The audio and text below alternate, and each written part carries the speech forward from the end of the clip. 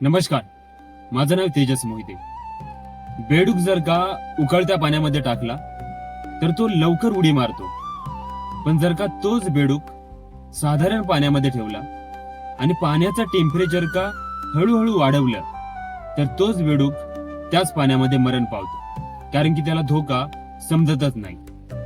ह्या बेडकाच्याच गोष्टीप्रमाणे आपलं आयुष्य पण असंच घडतं. जिथं आपल्याला असं वाटतं की वेळ अजून आली नाही, पैसे आल्याच्या नंतर करू, चांगले कपडे मिळाले तर नंतर करू, परिस्थितीने जर का साथ दिली तर नंतर करू, आई वडिलांनी जर का सपोर्ट केला त्यानंतर करू, जर चांगला मोबाईल मिळाला तर करू, जर चांगली बाईक मिळाली तर जाऊन करू, जर का आपल्या मनासारखं घडलं तर करू, जर का दुसऱ्याला यश मिळालं तर करू.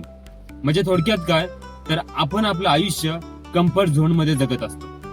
जिथे आपण आपल्या सुरक्षेची वाट बघतो तिथेच आपली प्रगती थांबते आणि बघितलेली सगळी स्वप्न आपली पूर्ण होऊ शकत नाही, कारण की आपण कम्फर्ट झोन मध्ये जगण्याचा प्रयत्न करतो आणि आपली सर्व स्वप्न तिथेच मरण पावतात.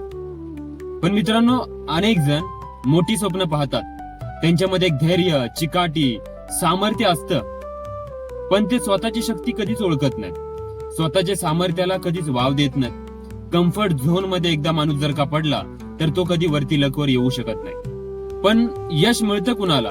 जे आळस सोडतात, जे कम्फर्ट झोन मधून बाहेर येतात, जे कारण देत नाहीत, जे स्वतःच्या सामर्थ्यावरती विश्वास ठेवतात, काहीतरी नवीन करून दाखवण्याचा प्रयत्न करतात, झगडतात, लढतात, त्याच लोकांना मोठं यश मिळतं. म्हणजे थोडक्यात कम्फर्ट झोन मधून बाहेर पडावं लागतं. कम्फर्ट झोन म्हणजे थोडक्यात काय, तर तुरुंग आणि कैदी. एक कैदी तुरुंगामध्ये राहून कधीच मोठं यश मिळू शकत नाही. आपल्याला यातून बाहेर पडणं खूप गरजेचं आहे. कम्फर्ट झोन, आळस सोडणं खूप गरजेचं आहे. मित्रांनो, जर का हा व्हिडिओ तुम्हाला आवडला असेल तर ह्याला लाईक, सबस्क्राईब आणि आवडल्यास जरूर शेअर करा. धन्यवाद.